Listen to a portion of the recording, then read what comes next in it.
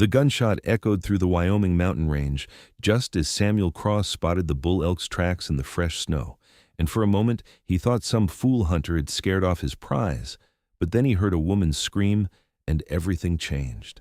Samuel had been tracking this particular elk for 3 days now, moving through the Teton wilderness with the patience that came from 15 years of living alone in these mountains.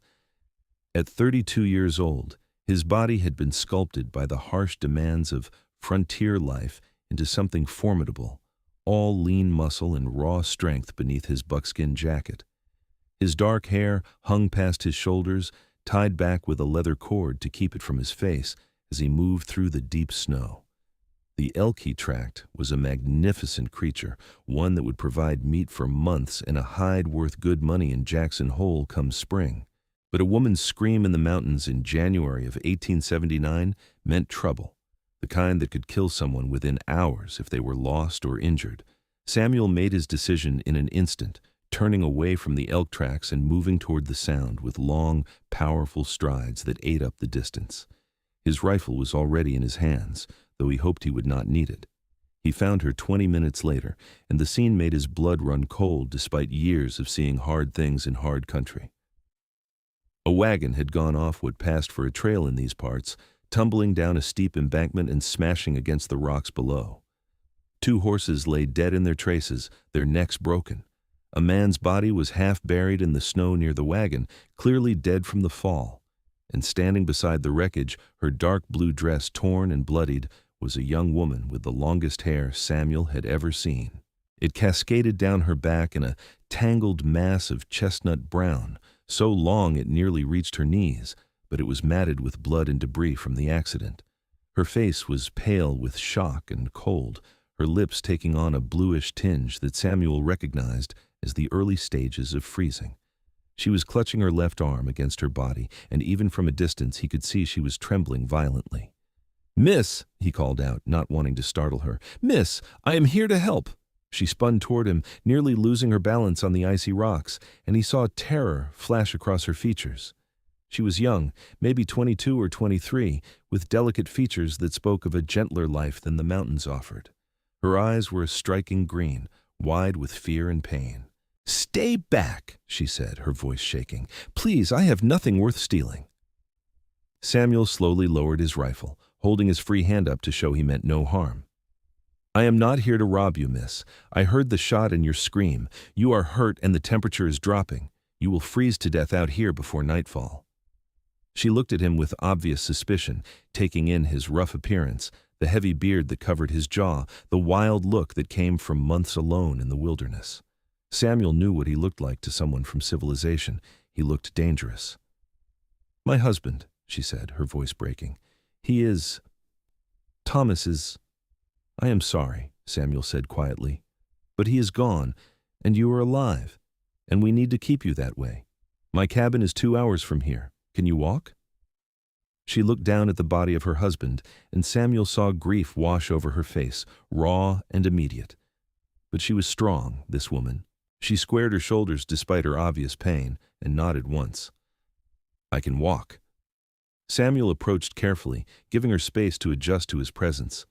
Up close, he could see she had a gash on her forehead that had bled considerably, and the way she held her left arm suggested it might be broken. Her dress, while well made, was completely inadequate for the mountains in winter. She wore only a thin wool shawl over her shoulders, and her boots, though sturdy enough for travel, were soaked through. "My name is Samuel Cross," he said. "I have lived in these mountains for 15 years. I know how to keep you safe." "Eleanor," she whispered. "Eleanor Morrison. We were traveling from Fort Hall to Jackson Hole. Thomas had bought land there. We were going to start a ranch." Her voice caught. "We were supposed to wait until spring, but he was so eager." Samuel said nothing to that. He had seen too many people die from eagerness in these mountains, from the belief that determination could overcome the brutal reality of winter at 8,000 feet. Instead, he shrugged out of his heavy coat and draped it over her shoulders. She started to protest, but he cut her off. "I am accustomed to the cold. You are not. Put it on." The coat swallowed her small frame, hanging nearly to her ankles, but Samuel could see some color returning to her face as the thick fur lining trapped her body heat. He looked at the wreckage, calculating quickly. There was no way to bury the man properly in this frozen ground, and no time to try. He walked to the wagon and found a blanket that had survived the crash relatively intact. With efficient movements, he covered Thomas Morrison's body, weighing down the edges with rocks. It was not much, but it was something. When he returned to Eleanor, he found her watching him with an expression he could not quite read. "Thank you," she said softly, "for doing that, for not just leaving him. I am not an animal, Miss Morrison, whatever I might look like." Something flickered in her eyes at that, and she shook her head slightly. "I did not mean to suggest. I am sorry, I am not thinking clearly. You are in shock and injured. Come. We need to move while there is still daylight." He started to reach for her good arm to steady her, but she flinched away instinctively. Samuel pulled back, understanding. She had just lost her husband, had survived a deadly accident, and now she was alone with a strange mountain man who probably looked like he could tear a man apart with his bare hands, which, if he was honest, he probably could. Years of hauling water, chopping wood, hunting, and surviving in this unforgiving land had made him strong in ways that city living never could. "I will not touch you without your permission," he said clearly, "but that arm needs to be stabilized before we walk, or you will do more damage to it. Will you let me help?" Eleanor studied his face for a long moment, and Samuel forced himself to stand still under her scrutiny, to let her see that he meant what he said. Finally, she nodded. He had her sit on a relatively flat rock and examined her arm as gently as he could. She gasped in pain when he touched it, but she did not pull away. It was broken, he was certain, but it was a clean break from what he could tell without seeing the bone. Using strips torn from a blanket in the wagon and 2 straight pieces of wood from the wreckage, he fashioned a rough splint and bound it securely. "You have done this before," Eleanor said, watching his hands work with practiced efficiency. "I have broken enough bones of my own to know how to set them," Samuel replied. "Though I will not lie to you, this needs proper medical attention. But this will keep it stable until we can get you to the doctor in Jackson Hole." "Jackson Hole is 40 miles from here," Eleanor said, and there was despair in her voice now. "Thomas said so. We were supposed to arrive tomorrow." Samuel finished tying off the splint and sat back on his heels, looking up at her. "Miss Morrison, I am going to be straight with you, because I think you can handle the truth. You are hurt, in shock, and inadequately dressed for this weather. Jackson Hole might as well be 400 miles away for all the good it does us right now. My cabin is close, it is warm, and it has everything we need to keep you alive. Come spring, I will take you to Jackson Hole myself. But right now, survival is what matters." He watched her process this, saw the moment when she understood that her plans, her future, everything she had thought her life would be, had died in that wagon crash, along with her husband. Tears filled her eyes, but she blinked them back with visible effort. "All right," she said. "All right. I will come with you." They gathered what they could from the wreckage. Samuel found a carpet bag that had survived mostly intact, containing some of Eleanor's clothing, a hairbrush, and a few personal items. There was also a small amount of food, which he packed into his own supplies. He made Eleanor drink water from his canteen and eat some dried meat, knowing she needed fuel for the walk ahead. Then they set off into the mountains, with the winter sun already beginning its descent toward the horizon. The journey to Samuel's cabin was harder than he had hoped. Eleanor was weaker than she pretended to be, and the shock of the accident was taking its toll. She stumbled frequently in the deep snow, and twice Samuel caught her before she could fall. The second time, she did not flinch from his touch, which he took as a good sign. She was learning to trust him, at least a little. They had to stop 3 times for her to rest, and Samuel used those breaks to watch her carefully for signs of serious injury he might have missed. The head wound worried him, but she seemed lucid and aware, which was encouraging. The broken arm was painful, but not life-threatening. It was the cold that was the real danger now. "Tell me about your cabin," Eleanor said during the 3rd rest, her teeth chattering despite the coat. "Is it far?" "Another hour," Samuel said, though he suspected it might be longer given their pace. "It is solid, built of logs I cut myself. There's a good fireplace, a real bed, and enough supplies to last through the winter. It is not fancy, but it is warm and safe." "Have you really lived alone out here for 15 years?" "Yes, miss." "Why?" Samuel was quiet for a moment, watching the way the fading sunlight caught in her tangled hair, turning it shades of copper and gold beneath the blood and dirt. "I came west after the war," he said finally. "I saw things during those years that made me want to be far from people for a while. The mountains do not judge, they do not demand anything except respect and hard work. I found I preferred their company."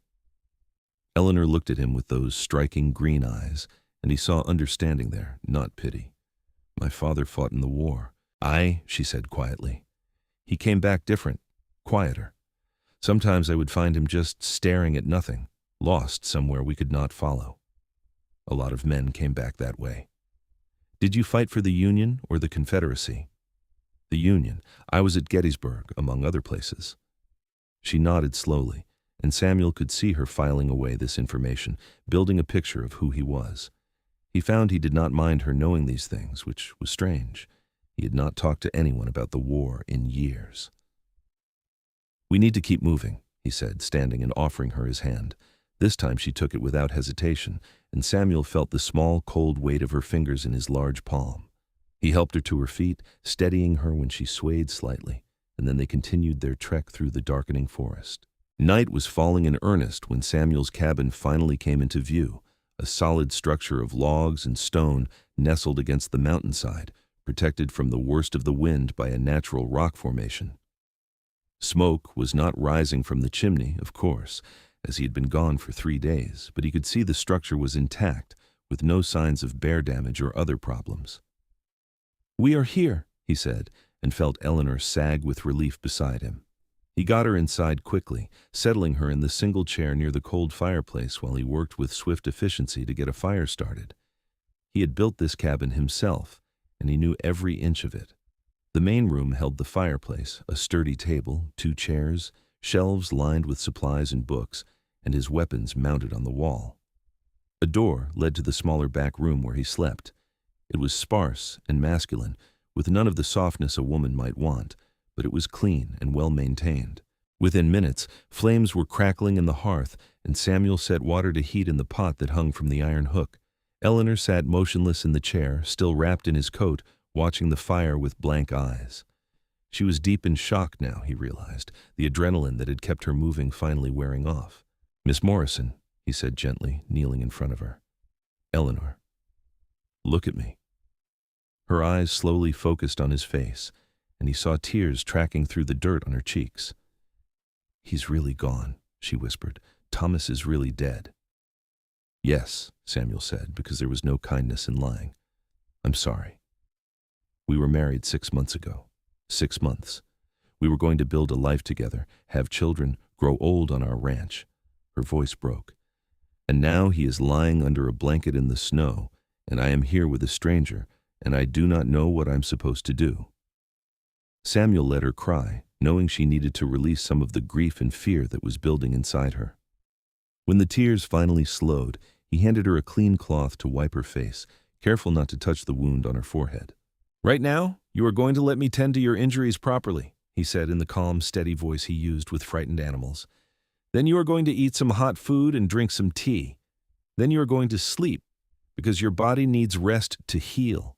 Tomorrow we can worry about what comes next. Can you do that?" Eleanor looked at him for a long moment, and then nodded. "Yes? All right. Yes."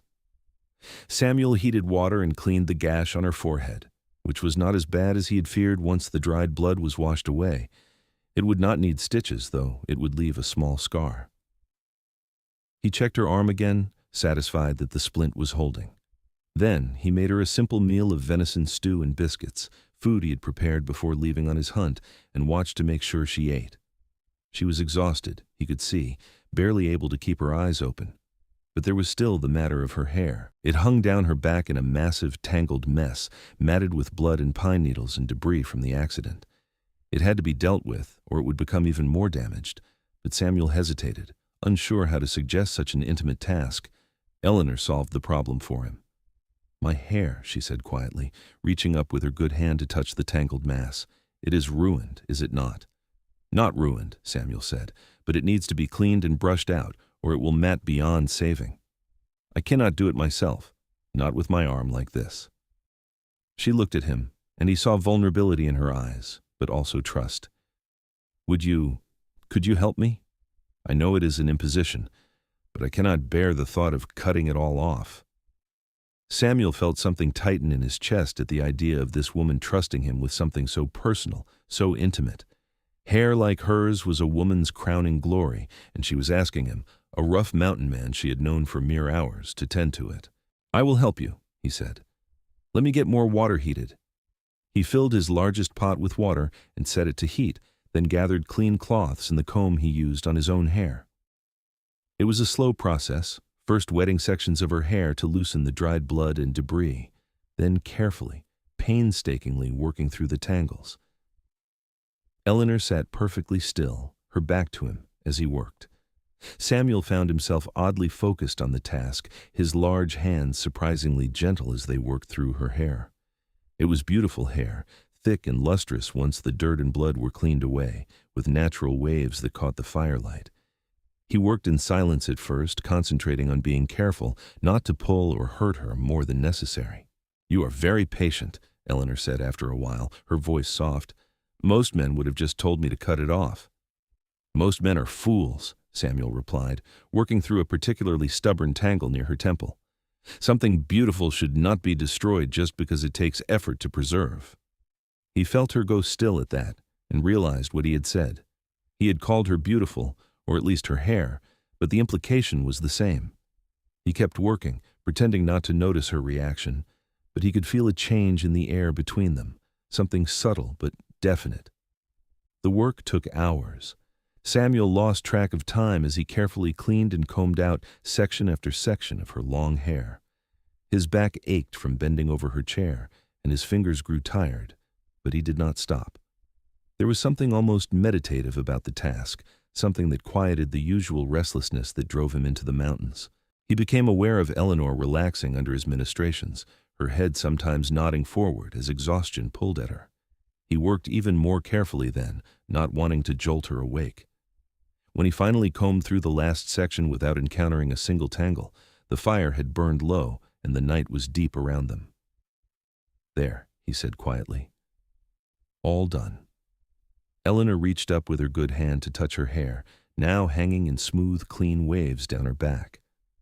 Thank you, she whispered. Thank you so much. She turned to look at him, and Samuel found himself caught by her gaze. She was lovely, even with the bruises and the exhaustion marking her face, even with grief written in every line of her expression. But more than that, she was strong. She had survived the accident, had walked through the snow with a broken arm, and never once complained, had trusted him when she had every reason to be afraid. You should sleep now, he said, standing and moving away before he could do something foolish like touch her face or tell her that he thought she was the bravest woman he had ever met. You can have the bed. I will sleep out here by the fire. I cannot take your bed, Eleanor protested. This is your home. And you are injured and have been through hell today. You will take the bed, Miss Morrison, and that is final. He expected her to argue more, but instead she just nodded, too tired to fight. Samuel helped her to the back room, where his bed stood against the wall, a simple but sturdy frame with a real mattress and plenty of furs and blankets. He had built it during his second year in the cabin, tired of sleeping on the floor. Eleanor looked at the bed like it was salvation itself. Samuel left her alone to change into a nightgown from her carpet bag, standing outside the closed door until she called that she was ready. When he entered, she was already under the covers, her hair spread across his pillow like spilled silk. If you need anything in the night, call out, he said. I am a light sleeper. Samuel, she said, and it was the first time she had used his given name. Thank you. For everything. For saving my life. Get some rest, Eleanor. He left the room, closing the door gently behind him, and stood for a moment in the main room of his cabin, trying to sort through the tangle of emotions in his chest. A woman was sleeping in his bed, a woman he had met only hours ago, a woman who had just been widowed and who depended on him completely for her survival. He should feel burdened by this, should resent the intrusion into his solitary life. Instead, he felt more alive than he had in years. Samuel built up the fire and settled into his bedroll on the floor, but sleep was a long time coming. He kept seeing Eleanor's face in his mind, the way her green eyes had looked at him with trust, the weight of her hair in his hands, the quiet strength in her voice even as grief tried to pull her under. He was in trouble, he realized, deep trouble. Because somewhere in the space of a few hours, this woman had gotten under his skin in a way no one had since before the war, and he had no idea what he was supposed to do about it. The storm hit 2 days later, a blizzard that screamed down from the peaks and buried the world in white. Samuel had seen it coming in the sky and had spent the previous day securing everything, bringing in extra firewood, checking all the supplies. They would be trapped in the cabin for at least a week, possibly longer, with no possibility of travel. Eleanor was recovering slowly. The break in her arm was healing as well as could be expected, and the head wound was closing cleanly. But Samuel could see the grief weighing on her, the moments when she would stop in the middle of some task and just stare at nothing, lost in memories of the man she had buried under a blanket in the snow. He tried to give her space while still keeping watch over her, a difficult balance in the small confines of the cabin. She insisted on helping with whatever tasks she could manage one-handed, refusing to be completely useless, as she put it. Samuel found himself appreciating her determination, even as he worried about her overdoing things. They established a routine of sorts. Samuel would wake first and build up the fire, then make coffee and breakfast. Eleanor would emerge from the bedroom once the cabin was warm, and they would eat together at the table. Then Samuel would tend to the necessary outdoor chores, checking the animals in his small barn, bringing in firewood, making sure everything was secure. Eleanor would do what she could inside, tidying up, preparing food, sometimes just sitting by the fire with one of his books. In the evenings, they would talk. At first, the conversation was stilted and careful, two strangers navigating unfamiliar territory. But gradually, as the days passed, they began to open up to each other. Samuel learned that Eleanor had grown up in Ohio, the daughter of a merchant who had done well enough to give her an education. She could read and write, had studied history and literature, and had once dreamed of becoming a teacher. She had met Thomas Morrison at a church social, had been swept up in his enthusiasm and plans for building an empire in the West. They had married quickly, perhaps too quickly, and headed out to Wyoming with high hopes and little practical experience. "I think I loved the idea of him more than the man himself," Eleanor admitted one night, staring into the fire. "He was so sure of himself, so confident that everything would work out. I wanted that certainty. My father had died the year before, and I felt lost.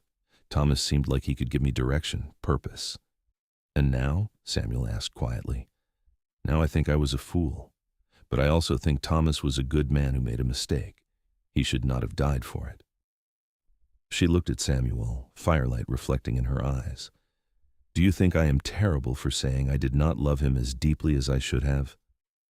"I think you are honest," Samuel said, "and there is nothing terrible about that." In turn, Samuel found himself sharing pieces of his own past that he had not spoken of in years. He told her about growing up on a farm in Pennsylvania, about joining the army at 19 because he believed in preserving the Union. He told her about the war, though he left out the worst parts, the images that still haunted his dreams. He told her about coming west afterward, unable to settle back into civilian life, needing the space and silence of the mountains to find himself again. "Do you ever get lonely?" Eleanor asked. Samuel considered the question. "I used to think I preferred being alone. Now I'm not so sure." She looked at him when he said that, and something passed between them, a recognition that they were both changing, that the forced intimacy of the cabin was creating something neither of them had anticipated. On the 5th day of the storm, Samuel woke to find Eleanor already up, attempting to make coffee one-handed. She was struggling with the heavy pot, and he quickly moved to help her, his hands covering hers on the handle. They both froze, suddenly aware of how close they were standing, of the way their bodies almost touched, of the warmth that seemed to radiate between them. "I have you," Samuel said softly, and carefully took the pot from her hands. "Thank you," Eleanor whispered, but she did not move away. Samuel looked down at her, this woman who had crashed into his life so unexpectedly, and felt something shift in his chest. She was looking up at him with those green eyes, and he could see his own feelings reflected there, the same confusion and desire and fear. "Eleanor," he said, her name rough in his throat, "I need to tell you something." "What is it?" "I'm starting to care for you, more than I should, given the circumstances. And I need to know if that is something that makes you uncomfortable. Because if it does, I will do my best to keep my distance." He watched her face as she processed his words, saw surprise flicker across her features, followed by something that might have been relief. "You care for me," she said slowly, as if testing the words. "Yes." "I have been trying not to feel anything," Eleanor said, her voice trembling slightly. "My husband has been dead less than a week. I should be deep in mourning, should not be thinking about anything except grief. But I cannot stop being aware of you, Samuel. The way you move, the sound of your voice, the gentleness in your hands despite how strong you are. I cannot stop thinking about the fact that you spent hours brushing my hair, that you gave me your bed, that you look at me like I am something precious." "You are precious," Samuel said fiercely. "You are strong and brave, and you deserve to be looked at like that." "Is it wrong," she asked, "to feel this way so soon?" Samuel set down the coffee pot and took her good hand in both of his, marveling at how small and delicate it seemed against his rough, calloused palms. "I cannot speak to what is right or wrong," he said. "I can only tell you that grief does not follow rules, and neither does the heart. If you need time, I will give you all the time in the world. But I will not pretend I do not care for you, Eleanor. I will not lie about that." She stepped closer to him, and Samuel felt his breath catch. "I do not want you to pretend," she whispered. "I do not want you to lie. I want to know what it feels like when you hold me, just to hold me. Can you do that?" In answer, Samuel carefully wrapped his arms around her, mindful of her injured arm, and pulled her against his chest. She came willingly, melting into his embrace with a soft sigh that went straight through him. She was so small against him, the top of her head barely reaching his shoulder, and he had the sudden fierce thought that he would protect this woman with his last breath. They stood like that for a long time, just holding each other while the wind howled outside and the fire crackled in the hearth. Samuel felt Eleanor's body relax against his, felt the way she tucked her face into his chest like she belonged there. His heart was pounding so hard he was sure she must be able to hear it, but he did not care. "This feels right," Eleanor said softly. "Being here with you feels right. How is that possible?" "I do not know," Samuel admitted, "but it does feel right." She pulled back slightly to look up at him, and Samuel saw that she had been crying, though whether from grief or relief or something else, he could not tell. Without thinking, he reached up and gently wiped away her tears with his thumb, the gesture tender and intimate. I am afraid," Eleanor whispered. "I am afraid of what I am feeling, afraid of what it means, afraid of losing someone else if I let myself care." "Fear is not a bad thing," Samuel said. "It means you are still alive, still willing to take risks. But I promise you, Eleanor, I am not going anywhere. I am not some eager dreamer who does not understand these mountains. I know how to survive out here. I will be here." She searched his face, and whatever she saw there must have satisfied her, because she nodded slowly. "I believe you," she said. "I do not know why, but I believe you." The storm finally broke on the 7th day, leaving the world buried under several feet of fresh snow. Samuel spent that morning digging out the cabin and checking on his animals in the barn. He had 2 pack mules, a riding horse, and a milk cow, all of whom had weathered the storm well in their shelter. He fed and watered them, then dug paths from the cabin to the barn and to the woodpile. When he came back inside, he found Eleanor had made breakfast and was waiting for him at the table. Her hair was braided back from her face, and she wore one of his shirts over her dress because it was warmer. The sight of her in his clothing did strange things to his insides. "We need to talk about what happens next," Eleanor said as they ate. "I cannot stay here forever, taking advantage of your hospitality." "You are not taking advantage," Samuel said firmly. "You are injured and have nowhere else to go. You will stay here until you are healed and the weather breaks enough to travel safely." "And then what? I was supposed to go to Jackson Hole, but Thomas bought that land, not me. I have no claim to it. I have a little money, some jewelry I can sell, but not enough to buy property or start a business. I do not have any family left back east. I am completely adrift, Samuel." Samuel set down his fork and looked at her directly. "Then stay here." Eleanor blinked. "What?" "Stay here, with me.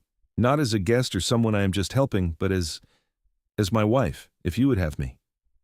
He watched her face go through a series of emotions, shock being the most prominent. "Samuel, we have known each other a week. I know, and I know it is too soon. I know you are still grieving. I know this is not how these things are supposed to happen. But Eleanor, I have lived alone in these mountains for 15 years, and in 1 week you have made this cabin feel more like a home than it ever has. I am not a man who speaks fancy words or knows how to court a woman properly. I am rough and crude, and I will probably do 100 things wrong. But I will love you with everything I have, and I will keep you safe, and I will spend the rest of my life trying to make you happy if you will let me. Eleanor stared at him, her green eyes wide, and Samuel felt his heart sink. He had moved too fast, pushed too hard, scared her away with his intensity. "You love me," she said finally, her voice barely audible. "Yes." "How can you possibly know that after a week?" Samuel stood up and walked around the table to kneel beside her chair, taking her hand in his. "Because when I look at you, I see home. Because when you smile at something I say, I feel like I could move mountains. Because when you trusted me enough to let me care for you, something in me that has been locked away since the war finally opened up again. I know it is fast, I know it is probably crazy, but I know what I feel, Eleanor. I am 32 years old. I have seen enough of life and death to know when something is real." Tears were streaming down her face now, and Samuel felt panic rising in his chest. "I am sorry," he said quickly. "I should not have said anything. I should have given you more time. Please do not cry." "I am not crying because I am sad," Eleanor said, and she was laughing through her tears. "I am crying because I think I love you too, and I am terrified of how fast this is happening. And I do not know if it is wrong to be happy when my husband just died, but I am happy, Samuel. When I am with you, I am happy." Samuel felt like someone had punched all the air out of his lungs. "You love me?" "I think I have been falling in love with you since you wrapped your coat around me and promised to keep me safe. Every gentle touch, every kind word, every time you looked at me like I mattered, I fell a little more. And when you spent those hours brushing my hair, treating me with such care and patience, I knew I was falling for you, and I could not stop it." "I do not want you to stop it," Samuel said roughly. He reached up with both hands to cup her face, his thumbs tracing along her cheekbones. "I want you to let yourself feel this, Eleanor. Let yourself be happy. Your husband is gone, and that is a tragedy, but you are alive. We are alive, and life is too short and too hard out here to waste time fighting what we both want." "What do we both want?" she whispered, leaning into his touch. "Each other."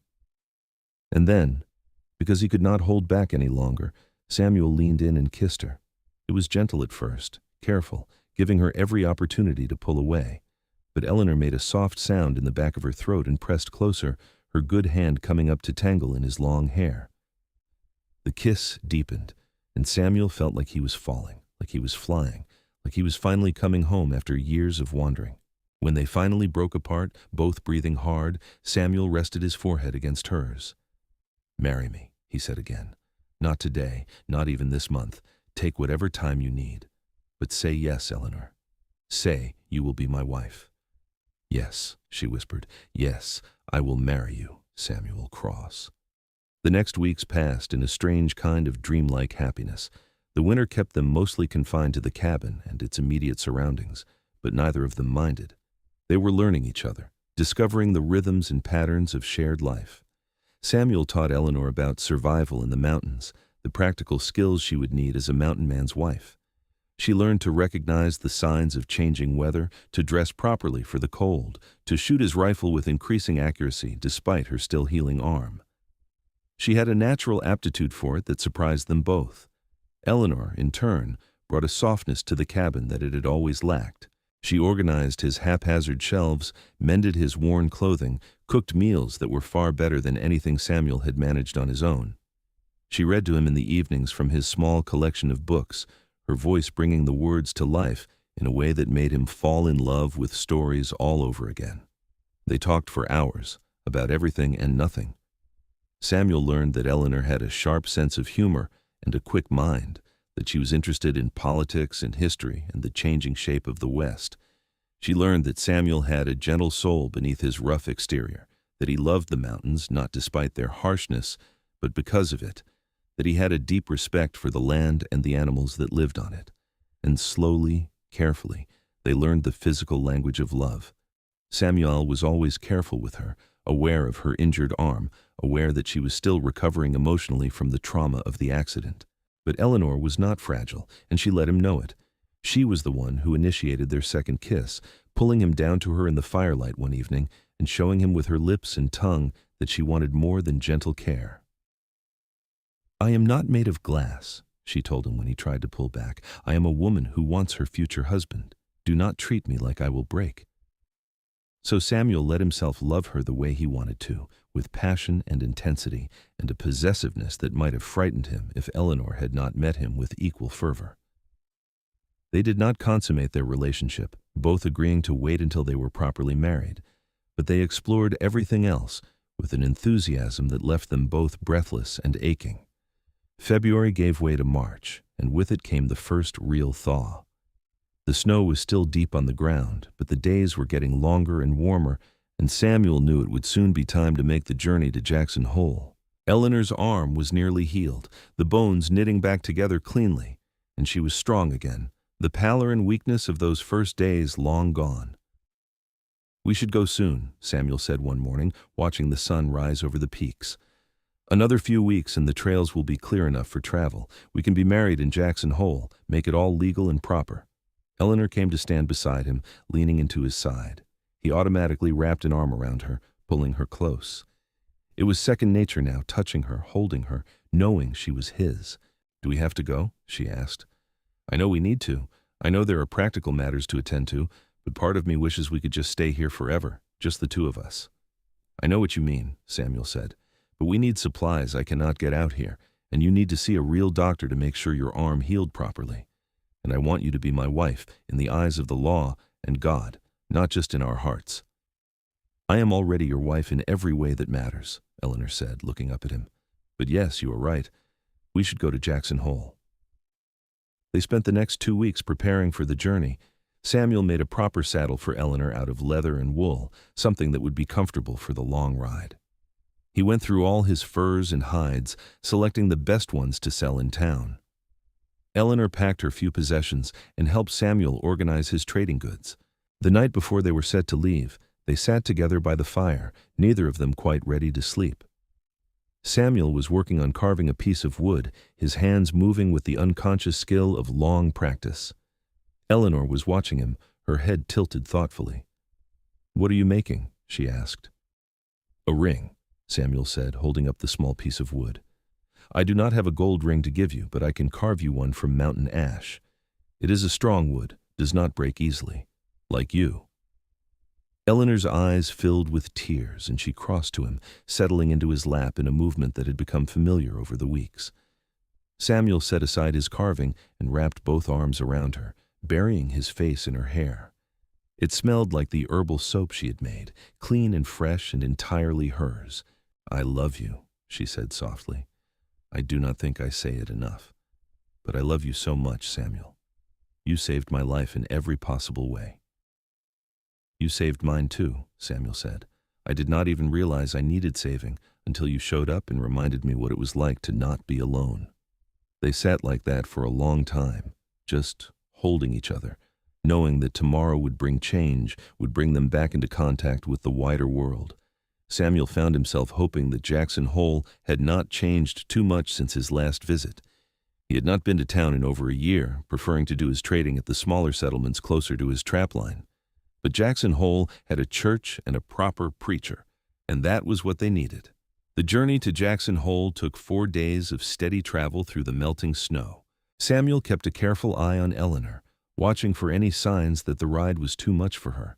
But she proved to be a natural horsewoman, sitting easy in the saddle and never complaining about the long hours or the cold nights camping under the stars. On the second night, as they huddled together for warmth in their shared bedroll, Eleanor looked up at the vast expanse of stars overhead and sighed with contentment. "I never saw stars like this back in Ohio," she said. "The sky seems bigger out here." "Everything is bigger out here," Samuel said. "The sky, the mountains, the distances. It takes some getting used to." "I think I am already used to it," Eleanor said. "I think I was meant for this life, Samuel, with you in the mountains. It feels right in a way nothing ever has before." Samuel kissed her forehead, then her nose, then her lips, slow and sweet in the starlight. I feel the same way, Eleanor. Like my whole life was leading me to that moment when I heard you scream and change direction. Everything before that was just preparation. They made love that night for the first time, unable to wait any longer, and if it was not technically proper to do so before the wedding, neither of them cared. They belonged to each other in every way that mattered, and the ceremony would just be making official what was already true in their hearts. Samuel was as gentle with her as he knew how to be, treating her like she was something precious and breakable despite her earlier admonitions. But Eleanor met him with a passion that matched his own, showing him without words that she was his equal in this, as in everything else. Afterward, wrapped in each other's arms beneath the vast western sky, Samuel felt a peace he had never known before. Jackson Hole had grown since Samuel's last visit. What had been a scattered collection of buildings was now starting to look like a real town, with a main street, a general store, a saloon, a small hotel, and, most importantly, a church. Samuel led them straight to the hotel, getting them a room so Eleanor could have a proper bath and a real bed while he handled the business side of their trip. The furs and hides he had brought fetched a good price at the trading post, and Samuel was careful to negotiate hard for what he needed. He bought proper gold rings at the general store, along with fabric for new dresses for Eleanor, seeds for a garden, ammunition, coffee, sugar, flour, and all the other supplies they would need for the coming year. He also bought Eleanor a beautiful blue dress to be married in, something that made her cry when he presented it to her that evening. "It is too much," she protested, but her hands were stroking the soft fabric with obvious pleasure. "Nothing is too much for you," Samuel said firmly. "I want you to have nice things, Eleanor. I want to give you everything I can." They were married 2 days later in the small log church, with the preacher's wife and the hotel owner serving as witnesses. Eleanor wore the blue dress and had her long hair hanging loose down her back, woven through with wildflowers Samuel had picked that morning. Samuel wore his best buckskins and had trimmed his beard, though he refused to cut his hair, which Eleanor said she was glad about because she loved running her fingers through it. The ceremony was simple but heartfelt.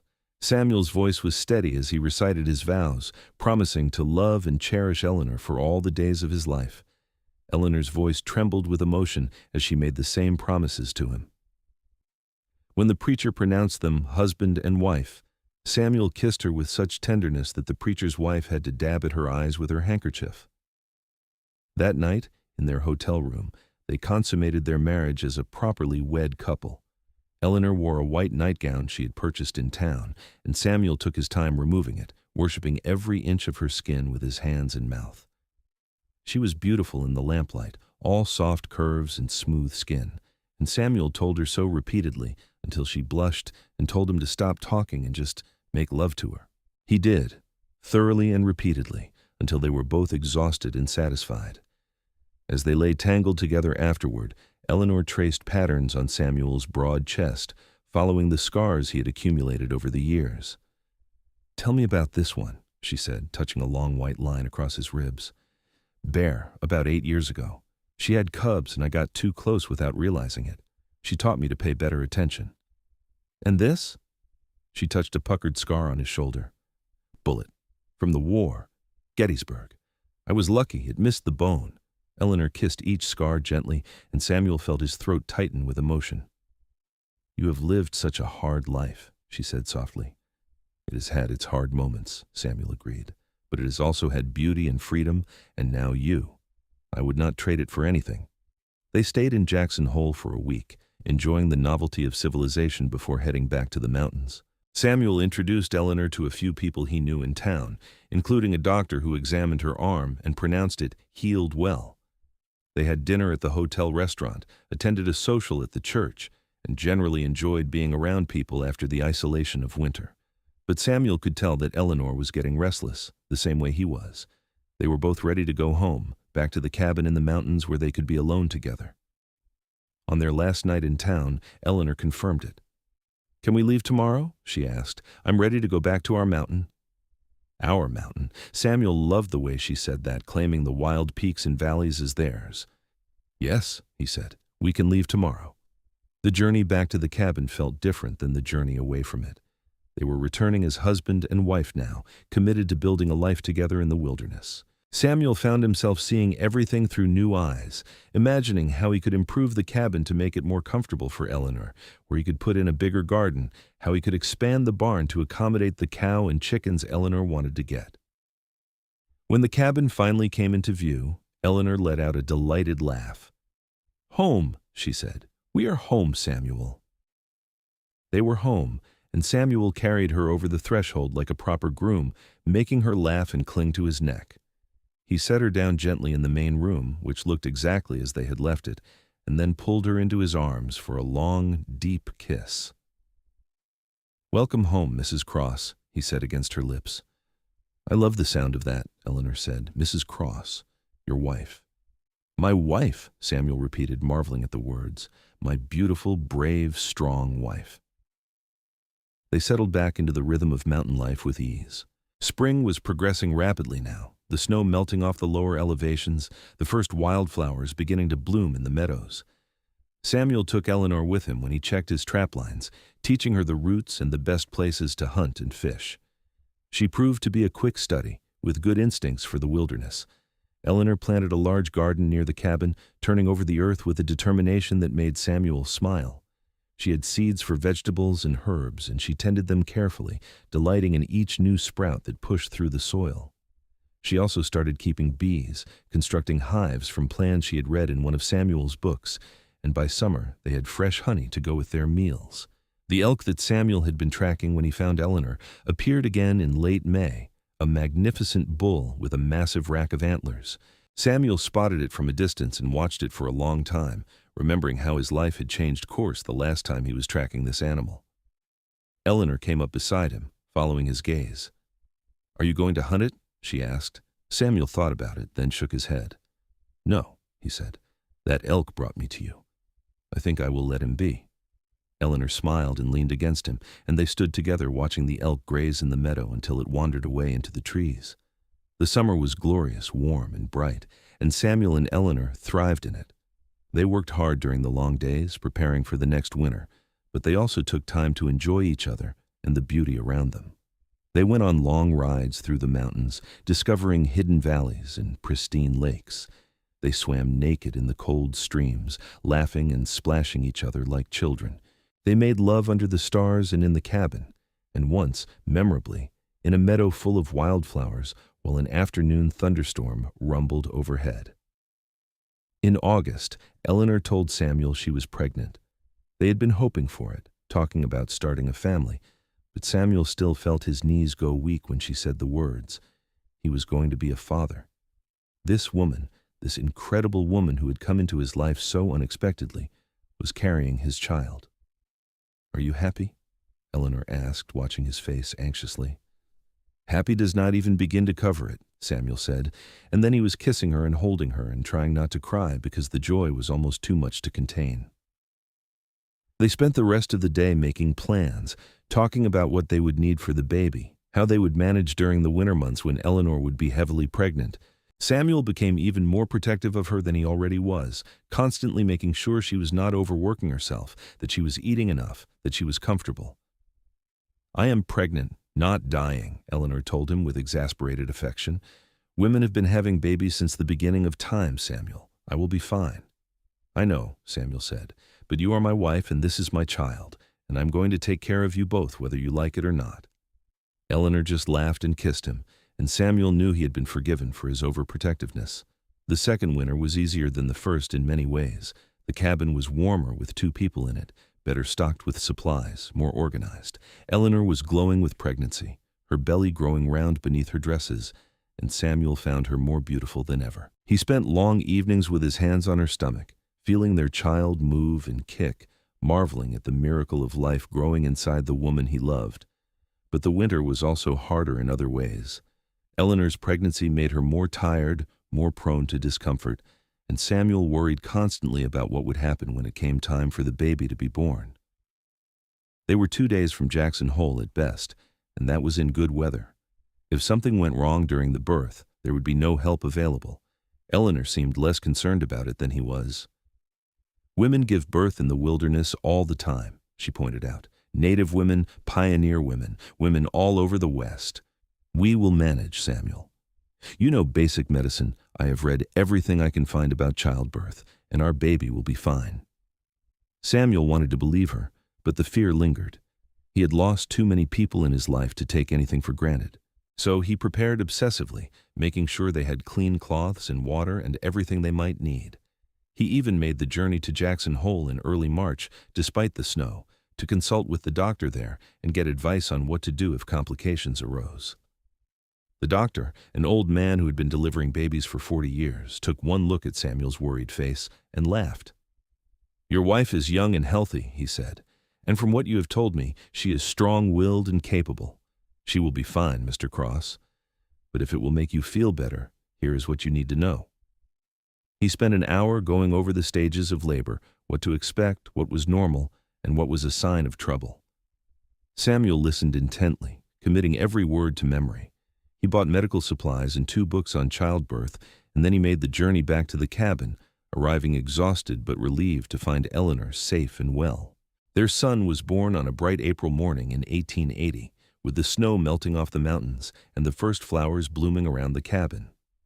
Eleanor labored for 12 hours, and Samuel stayed with her the entire time, holding her hand, wiping her forehead, encouraging her through each contraction. He had faced down bears and blizzards and Confederate soldiers, but nothing had ever terrified him as much as watching his wife in pain and knowing there was little he could do to help. But Eleanor was as strong as he had known she would be. She bore the pain with gritted teeth and fierce determination, and when the baby finally came, slipping into Samuel's waiting hands with a wail that echoed through the cabin, Samuel looked down at his son and felt his whole world shift. "A boy," he said, his voice choked with emotion. "Eleanor, we have a son." "Let me see him," Eleanor said, exhausted but glowing with joy, and Samuel carefully placed the baby on her chest, watching as she examined their child with wonder. He was perfect, tiny and red-faced and absolutely perfect. He had a shock of dark hair and blue eyes that Samuel knew might change color later. His hands were impossibly small, his fingers curling around Eleanor's finger when she offered it to him. "Hello, little one," Eleanor whispered. "Hello, my beautiful boy." They named him Thomas Samuel Cross, honoring both the man who had brought Eleanor west and the life she had built with Samuel. Samuel held his son for the first time and made silent promises to this tiny person. He would protect him, teach him, love him, give him the best life he possibly could in these mountains. The first year of Thomas's life passed in a blur of sleepless nights and overwhelming love. Samuel discovered depths of tenderness in himself he had not known existed, content to spend hours just watching his son sleep or holding him while Eleanor rested. Eleanor thrived as a mother, though she was often exhausted from nursing and caring for an infant. They worked together as a team, supporting each other through the challenges of new parenthood. Little Thomas grew quickly, becoming a chubby, happy baby who smiled easily and rarely fussed. He had his mother's green eyes, which appeared around 3 months, and his father's strong build. Samuel would carry him around the cabin in a sling Eleanor had made, talking to him about the mountains and the animals and the life they were building together. When Thomas was 6 months old, they made the journey to Jackson Hole as a family, Samuel leading the way and Eleanor following with the baby bundled against her chest. They stayed a week, showing off their son to the people they had come to know in town, stocking up on supplies, enjoying the brief taste of civilization. On the journey back, Eleanor turned to Samuel with a thoughtful expression. "Are you happy?" she asked. "Truly happy with this life? I know it is not what you planned, having a wife and child to care for, being responsible for more than just yourself." Samuel looked at her, this woman who had transformed his entire existence, and at the baby sleeping peacefully against her chest. "Eleanor, before you came into my life, I did not even know I was unhappy. I thought I was content, but really I was just existing.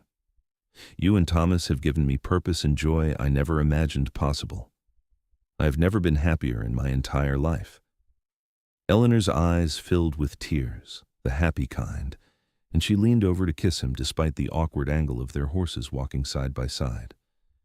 "Good," she said, "because I could not imagine being happier than I am right now either."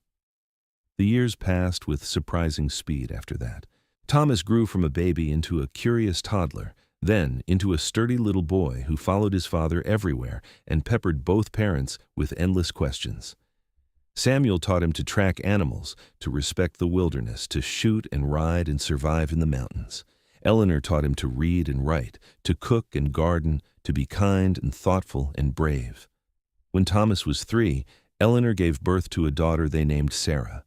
She was a delicate baby with blonde hair like Eleanor's family and Samuel's dark eyes, and she wrapped her father around her tiny finger from the moment she arrived.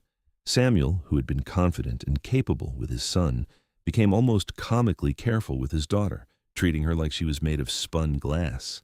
"She is tougher than she looks," Eleanor told him, laughing at his anxiety. "She is our daughter, Samuel. She has your strength and my stubbornness. She will be fine." And Sarah was fine, growing into a bright, adventurous little girl who kept up with her older brother despite being smaller. She learned to ride almost before she could walk properly, and she had no fear of the animals or the wilderness that surrounded them.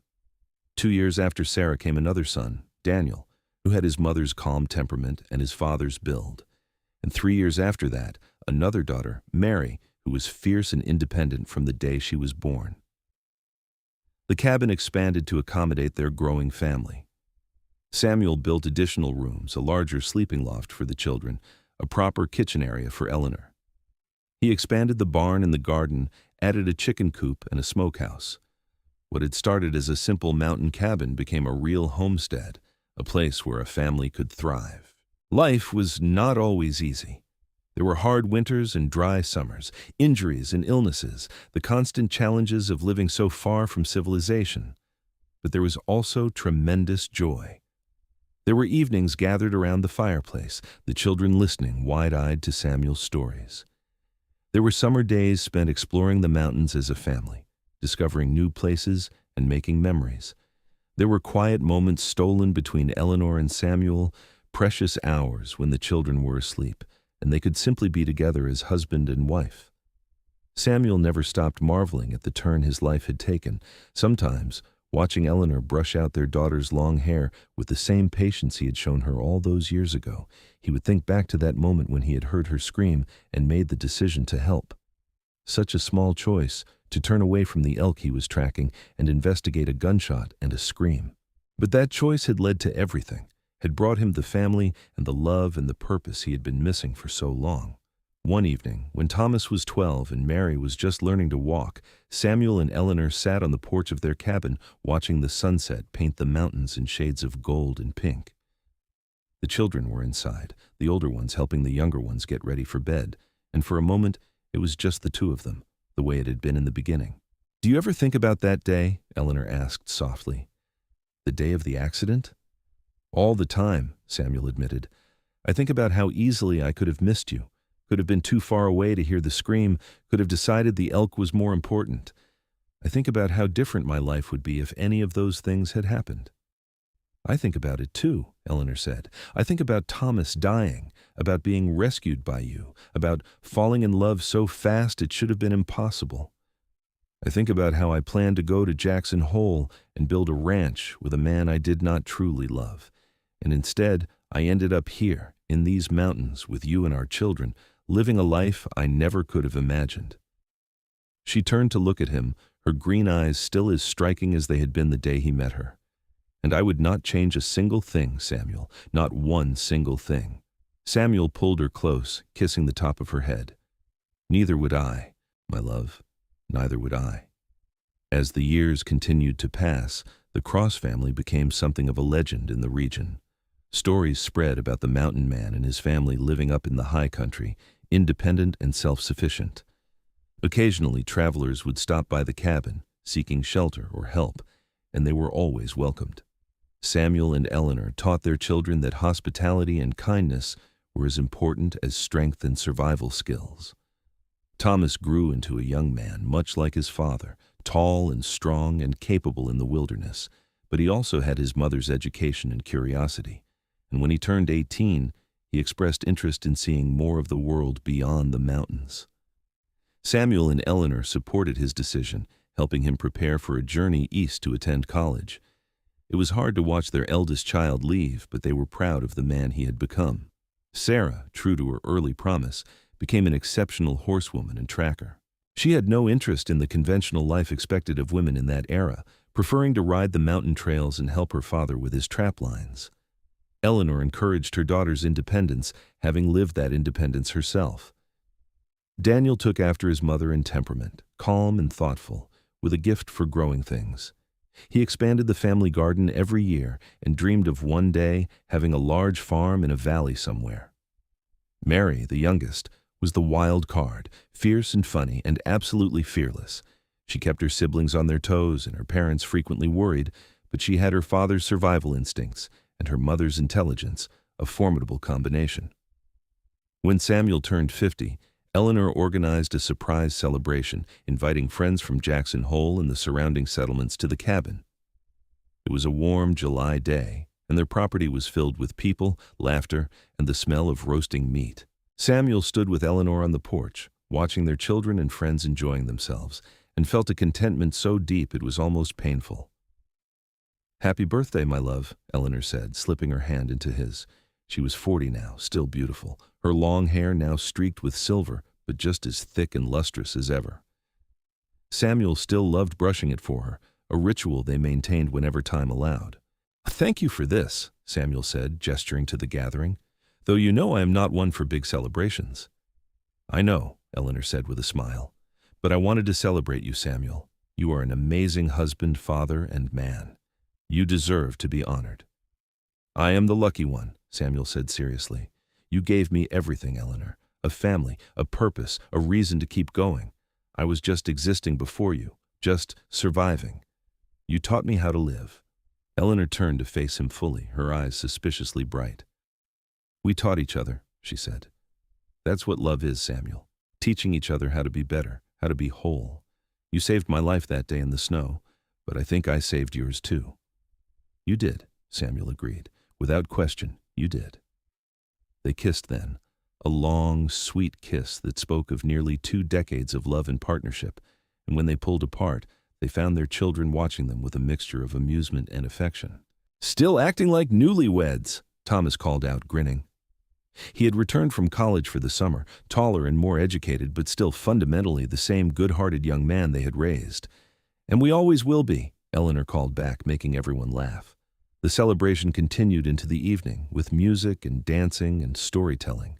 Samuel found himself pulled into a dance with Eleanor, and then with each of his daughters, and then with Eleanor again. He was not a graceful dancer, had never been, but he moved with her easily, their bodies knowing each other after so many years. As the stars came out and the party began to wind down, Samuel pulled Eleanor away from the crowd, leading her to their favorite spot, a flat rock outcropping that overlooked the valley. They sat together in the starlight, her head on his shoulder, his arm around her waist. I was thinking," Eleanor said after a while, "about how you were tracking that elk when you found me. Whatever happened to it?" Samuel smiled in the darkness. "I saw it a few times over the years. Magnificent animal. It lived a long life, I think. I found its skeleton about 5 years ago, up in the high country. It had died of old age, peacefully." "Good," Eleanor said. "That seems right somehow. It brought us together. It deserves to have lived well." "Everything worked out the way it was supposed to," Samuel said. "That elk led me to you, to this life, to our children. I spent days tracking it through the snow, and then I spent hours brushing your hair, and somewhere in between those two things, I fell completely and irrevocably in love with you." Eleanor lifted her head to look at him, and even in the starlight, he could see the love shining in her eyes. "I fell in love with you during those hours," she said. "The way you touched me so gently, took such care with something as simple as my hair.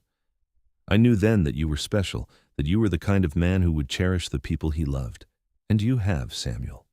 You have cherished me and our children every single day." "It has been the easiest thing I have ever done," Samuel said. "Loving you, Eleanor, has been the easiest and best thing in my life." They sat together under the vast Wyoming sky, listening to the sounds of their party winding down, knowing their children were happy and safe, feeling the weight and warmth of their shared life. Samuel thought about the man he had been before Eleanor, solitary and closed off, content with loneliness because he did not know anything different, and he thought about the man he was now, surrounded by family and love, living a life richer than anything he could have imagined. "Thank you," he said softly, "for crashing into my life, for trusting me, for building this family with me. Thank you for everything, Eleanor." "Thank you for being someone worth trusting," Eleanor replied. "Thank you for showing me what real love looks like, for giving me a life beyond anything I dreamed of. Thank you for being you, Samuel Cross."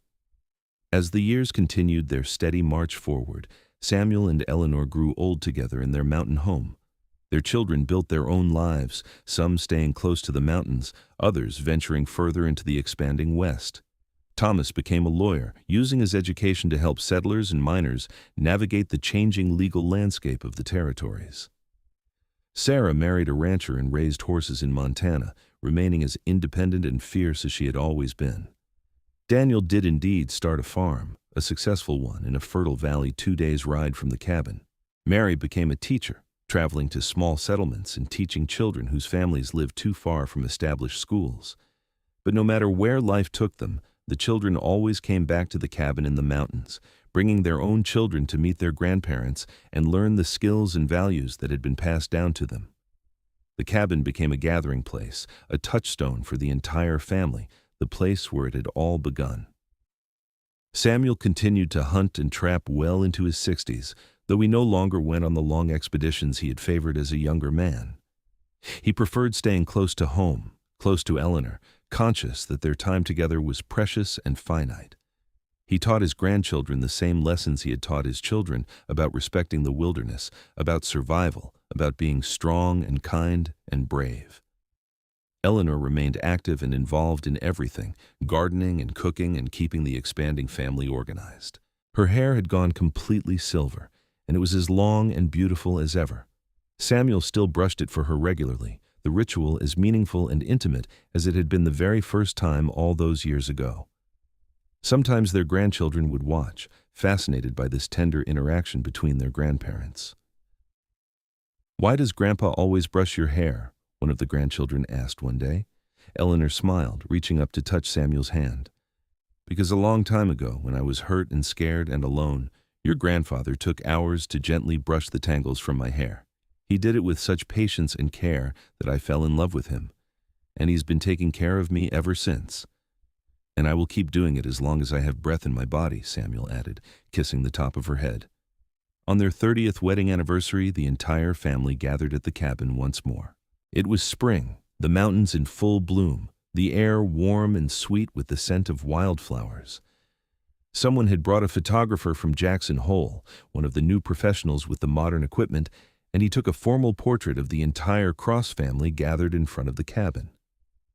In that photograph, which would be treasured by generations to come, Samuel and Eleanor sat in chairs in the center, their children and grandchildren arranged around them. Samuel's hand rested on Eleanor's shoulder, her hand covering his, their faces showing the wear of 3 decades of mountain living, but also the deep contentment of a life well lived together.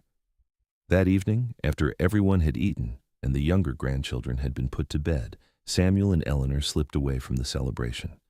They walked hand in hand to their favorite rock outcropping, the same place they had gone so many times over the years. 30 years, Eleanor said wonderingly. Has it really been 30 years since I crashed my wagon and you found me in the snow? 30 of the best years of my life, Samuel confirmed, though they went by too fast. I look back and it feels like just yesterday I was brushing out your hair for the first time, falling in love with you without even realizing it was happening. I knew I was falling in love with you, Eleanor said with a smile. I tried to fight it at first, told myself it was too soon, too fast, too everything. But you made it impossible not to love you, Samuel. You were so gentle and strong and real. You still are. Samuel pulled her close, and they stood together looking out over the valley they had claimed as their own. The mountains rose around them, eternal and unchanging, witnesses to their love story. Do you have any regrets? Samuel asked. About coming here, staying here, building this life so far from civilization? Eleanor did not even hesitate. Not a single one, she said firmly. This life, this family, this love, it is everything I ever wanted, and so much more. I was meant to be here, Samuel. I was meant to be with you. I feel the same way, Samuel said. Every day I wake up grateful that I heard your scream, that I made the choice to help you, that you chose to stay with me. You are the best thing that ever happened to me, Eleanor Cross. They stayed out under the stars until late, talking and reminiscing, holding each other the way they had for 3 decades.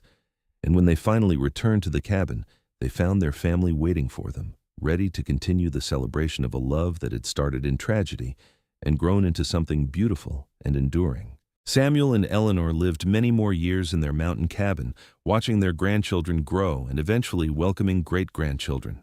They remained active and engaged with life, though age inevitably slowed them down. Samuel's hair turned completely white, matching Eleanor's silver, and his movements became more careful, but he never lost his strength or his sharp mind. Eleanor developed arthritis in her hands, but she continued to garden and cook and manage the household with the same efficiency she always had. On a warm summer evening when Samuel was 74 and Eleanor was 64, they sat together on the porch of their cabin watching the sunset. It had been a good day, filled with visits from their children and grandchildren, full of laughter and love. Now it was just the two of them, as it had been in the beginning, as it would be until the end. I have been thinking, Eleanor said, her hand in Samuel's, about what comes after.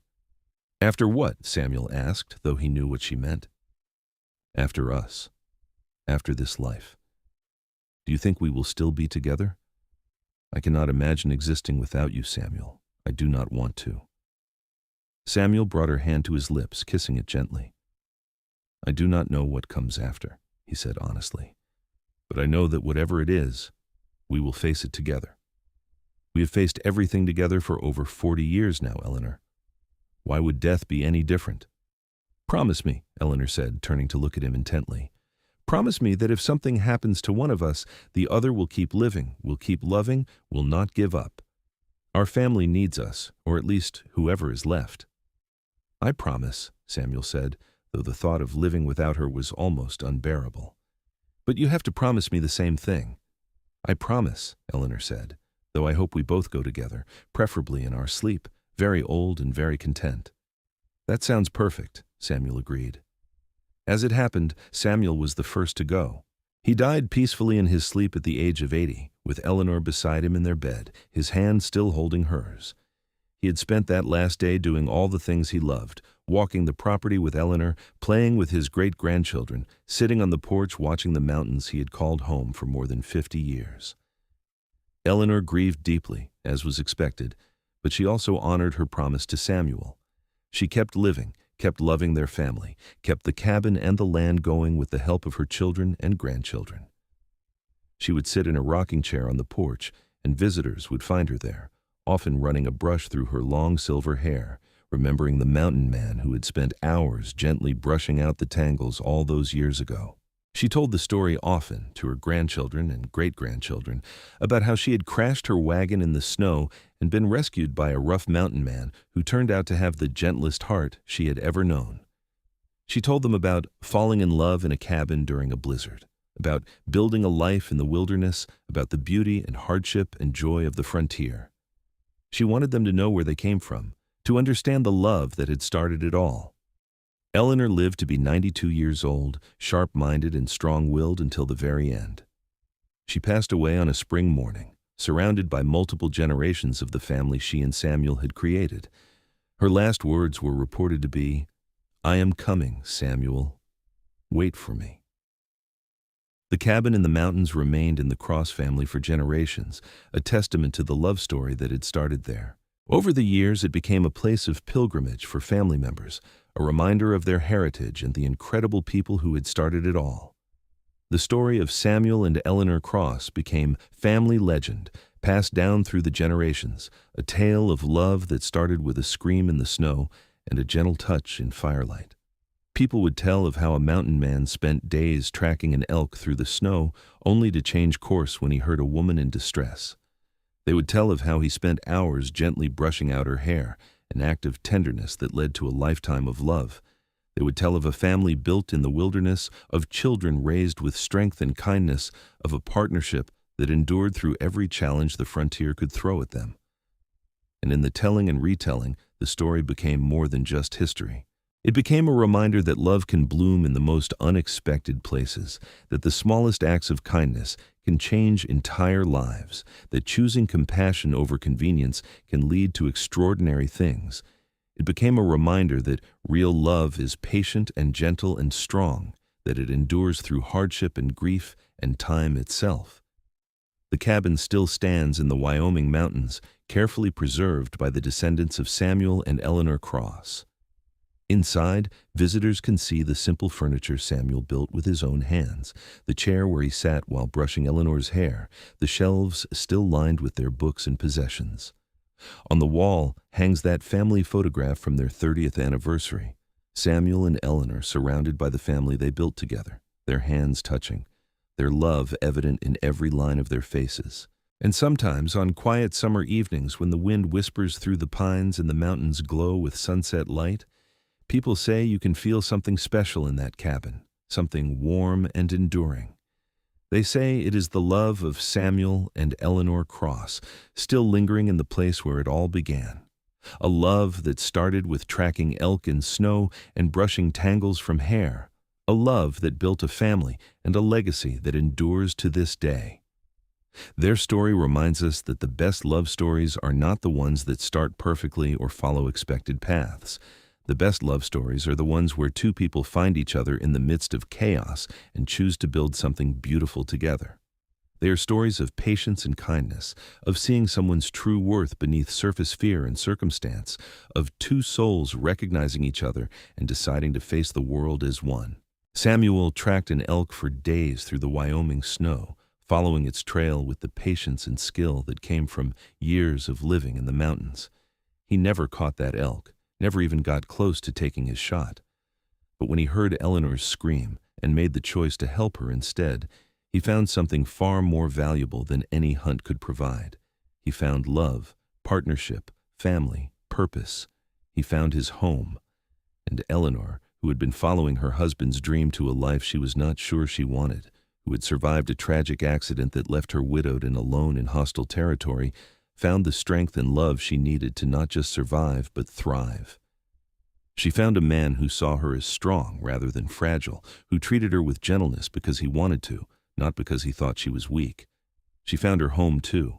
Together, they built something that outlasted them both, a family and a legacy of love that started with the simplest of acts. A man taking time to gently brush tangles from a woman's hair, showing her through patient actions that she was valued and cherished. That act of tenderness in the midst of tragedy became the foundation for everything that followed, proof that love does not always announce itself with grand gestures and perfect timing. Sometimes love starts quietly, with gentle hands working through tangled hair by firelight, with two people choosing kindness when they could choose indifference, with hearts that recognize their match even in the most unlikely circumstances. The mountains remember them still. Samuel and Eleanor Cross, the mountain man and his brave wife who built a life in the wilderness and filled it with love and children and laughter. And their story continues to remind everyone who hears it that the best things in life often come from the unexpected detours, from the moments when we choose compassion over convenience, from the times when we let ourselves be vulnerable enough to fall in love even when the timing seems all wrong. Their love story, which began with an elk in the snow and a woman's scream and hours of gentle hairbrushing, became the stuff of legend, a testament to the enduring power of kindness, patience, and choosing love even in the hardest circumstances. And that is exactly as it should be.